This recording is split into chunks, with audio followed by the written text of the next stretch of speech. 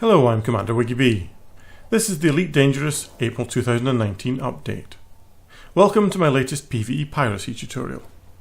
In this video, I'm going to start by quickly discussing the Chapter 4 and April update changes, and how this affects piracy. After that, I'll run through what we're left with, and describe my preferred techniques in detail. Let's kick off with changes from the most recent patches. For a long while, NPCs have not been subject to an FSD cooldown period following an interdiction. This meant that they could quickly jump away if not aggroed by weapon fire. This was fixed in the Chapter 4 patch, and is a very positive change for pirates. Next up, we finally have a fix for the long-standing NPC power plant bug. To successfully loot an NPC, a pirate must bring the target ship to a halt, or the valuable cargo ends up spread across an area too wide to collect. Originally, shooting out an NPC power plant did exactly that. The mark would stop, then run a lengthy reboot and repair cycle before finally trying to make its escape. Several patches later, and this became bugged, and hitting the power plant had no effect at all. After the latest update, bringing a ship's power plant to 0% now results in similar behaviour to that of a player ship. Power is reduced to 40% of its nominal output. In-game, this means that shooting out the power plant doesn't fully disable NPC ships. Instead, certain modules shut down, most usually the shields.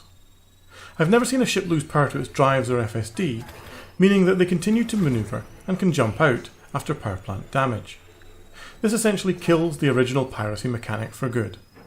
Personally, I'm pleased with this update, as parity between commanders and NPCs is a positive thing in my mind. Next up is shield tanking. The April update has brought significant behavioural and loadout changes to low-temperature diamond miners. Target ships now usually come fitted with multiple mine launchers.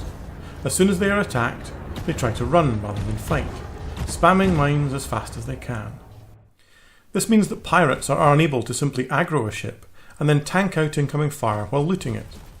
Personally, I found this mechanic to be entirely unsatisfactory, and I'm happy to see the back of it. On a similar vein, badly damaging a target's thrusters to 1 or 2% integrity previously resulted in the affected ship slowing to a crawl. Once it was moving slowly, you could then disable the drives and loot it with ease. Sadly, this mechanic has now been removed. I have heard reports that the target's damaged drives will occasionally malfunction and bring it to a halt. Disabling them fully at this point will leave the ship at a dead stop. So far, I have been unable to replicate this, even after several attempts. So what are we left with, and what's new? The basic tenets remain the same from my previous piracy videos. For some unknown reason, agricultural systems with ringed planets spawn mining ships carrying copious quantities of low-temperature diamonds. Commodity prices have increased significantly over recent patches, making piracy very lucrative as a result. Miners fly a wide range of ships, but T7s and T9s are by far the most attractive. In an agricultural system, anything with a mining laser is a target. A well-stocked T9 can hold over 300 tons of diamonds, considerably more than most pirate ships can carry. Finding a good system with regular spawns is the key to making this both enjoyable and profitable. It's also where the biggest buff to piracy comes in. To pirate without gaining a bounty, or having the police interrupt your looting, it is important to loot your victim in an anarchy system. If you start in an agricultural anarchy, you are free to interdict your target, then shoot and loot immediately. If you start in a secure system, the process is more complex. You must interdict but not shoot your mark, wait for them to jump out, chase to a new system, and then repeat until you land in an anarchy. Previously, if you hunted in the middle of the bubble, it could be upwards of 20 jumps before you landed in a suitable system. This was completely impractical, and so pirates were confined to hunting in anarchies or systems at the edge of populated space. Since the latest patch, ships interdicted in a secure system now have a very high chance of jumping straight to an anarchy. I have interdicted about 20 ships now, and have only had to chase across a maximum of 2 systems. Most targets jump straight to an unpopulated system on their first go. This means that all the agricultural systems within the bubble are now open for business. Finding a system with a good spawn rate will be far easier, and player pirates will not be forced to congregate in a small number of locations. Thank you, FDev. To hunt in a secure system, you will need to fit a wake scanner to your ship. I tend to go with a D-rated part to save weight and power. Once your target jumps out of system, stop and scan the wake. Once the scan is complete, engage high wake immediately. The correct destination will be automatically populated. If you select the system manually, your prey will evade you.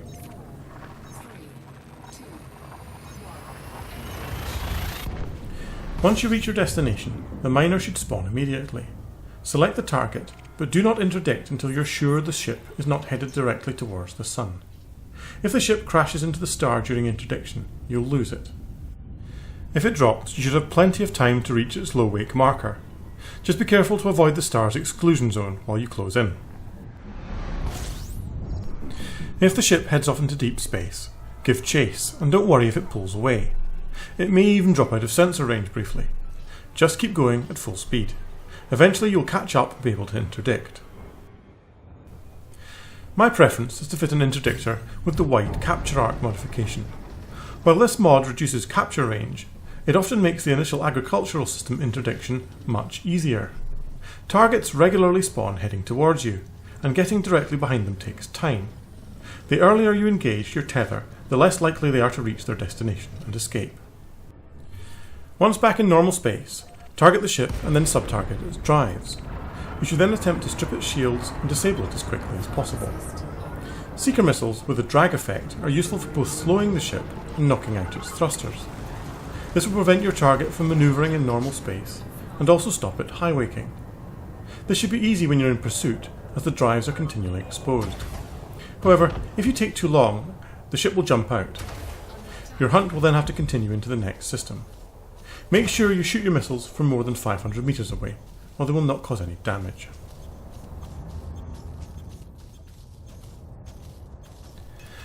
Once successfully disabled, the ship will continue to coast at its previous velocity. To be looted, it must now be slowed to below 10 meters per second. This is the fastest your ship can travel, while also picking up canisters. In previous videos, I have described a bump stop maneuver that can be used to achieve this. While still a valid tactic, I have found a far more successful solution. My pirate ships now come fitted with two weapons specifically designed to stop a coasting ship. The first is a size 1 fixed cannon with the 4-shell secondary effect. The second is a power play enforcer cannon. Both weapons apply an impulse to the target, large for the cannon and small for the enforcer. Here's how you use them. Trail closely behind the ship until its shields come back up. Come to a halt and ensure that your direction exactly matches that of the target. Allowing a distance of 2 kilometers to build up makes this very easy. Start moving and apply a brief puff of down thrust to slightly lower your position relative to the ship without changing your direction. Do not use pitch or yaw, as this will cause you to be misaligned. Boost past the target, hit FA off and flip 180. Centre your ship on your own thruster trails and then re-engage flight assist.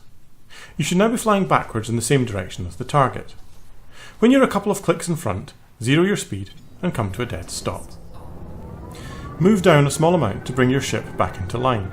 Again, avoid using pitch or yaw.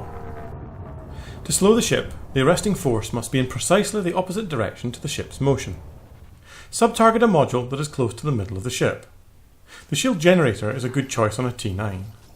Select a fire group with only the cannon and enforcer, and make sure the weapons are on different triggers. Once you're well aligned, it's time to start using the cannon. Fire a few shots until the tens figure in the distance readout stops changing continuously. This should take between 1 to 4 shots depending on the starting speed. It's unlikely you'll need more than this, as force cannons are very effective. Try and hit centre mass to avoid making the target spin. Before switching to the enforcer, it's likely you'll need to make a small adjustment to get back in the path of the ship. This is easy to do because we're using fixed weapons. The orange aiming circle indicates the offset relative to the red module marker required to hit the target dead on. When these two indicators are concentric, you are directly in front of the target. Gently move your ship in the direction of the aiming circle. If the circle is high relative to the square, move up. If it is left, strafe left. This only works at a dead stop, so come to a halt between adjustments. Now start firing the enforcer in brief bursts and eventually single shots. The speed will change far more gradually with this weapon, allowing for fine control. You should stop when the units figure in your range reading is ticking down slowly, or has started to increase. So that's the ship stationary, 2 minutes and 34 seconds after we dropped out of Supercruise. In this case, the target had an array of turreted weapons rather than mines. Seeker missiles can now be used to disable them without causing the ship to start moving. Just keep an eye on the hull damage. I tend to carry a size 1 repair limit controller to patch up my prey if I get a bit trigger happy. If your prey's loadout includes point defense, you'll need to disable them. Leave them operational and they will shred your limpets. Surprisingly, Seekers are the most effective weapon for this task as well, due to their splash damage area effect. Select the point defense and fire when it's just out of view. The blast will hit the hull without taking defensive fire. The splash will then damage any nearby external modules. With the point defense taken out, you're then free to take out any remaining ranged weapons. After all that hard work, it's now payday. Move close, open your cargo hatch, and match your speed and direction to the target. I would also recommend that you drop your landing gear. This will stop your ship speeding up whenever your cargo hatch closes after accepting new cargo. Coasting using FA off has the same effect. Either way, be careful not to bump into the target, or you'll have to slow it down again. Deploy collectors and hatch breakers and empty the target. I find that firing a fresh hatch breaker every 5 or 6 canisters gives the best results. Make sure your speed is always below 10 meters per second, or incoming canisters will be destroyed. You're now free to watch the limpets dance gracefully around the helpless miner, while you make enough money to feed your countless starving children. I prefer to loot using the debug cam, as the view is superb. So now how to dispose of your ill-gotten gains. Boot up eddb.io and head to the Commodities tab. Select low temperature diamonds from the Minerals section. Enter your current system, select Sell, add your landing pad size, and then hit Find Stations. Sort the resulting data by the selling price. Search through the stations until you find one with a black market. This is your new destination. In this case, Bison Dock is located in an anarchy, so no smuggling is required. More usually the best price will be in a secure system. This isn't a problem, as smuggling is fun. You don't need special equipment to smuggle without being scanned. All it takes is preparation to minimise your time within the danger area, and a bit of nerve. While in Supercruise, line up with the entrance to the station. Use the model of your ship as a guide to the correct angle. If you can't see the top and side surfaces of the station, you're not lined up correctly. The station entrance must point along the axis of your ship, not at your avatar's eyeballs. As soon as you drop, hit Boost. Select the side panel and request docking as you pass 7.5k. Make sure the request has been accepted once you return to front view.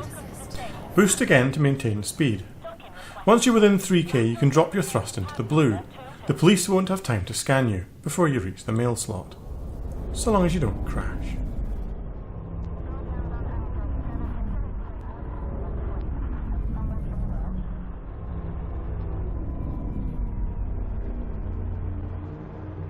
As soon as you're inside the docking bay, you're home free. Scrub off speed and dump that puppy on the landing pad. It's time to work out how you're going to spend the cash. The builds for my Corvette and Anaconda pirate ships should be in the description. On a good run, you can make upwards of 150 million a trip from diamond piracy. Not as much as mining, but a far more fun and engaging gameplay loop. So that's it for this video. Hopefully it will inspire a few commanders to bend the galactic rules and redistribute some wealth. If you enjoyed the video, please do leave a like and a comment. If you hated it, please let me know why. Constructive criticism will be gratefully received. 07 and fly naughty, commanders. WiggyB out.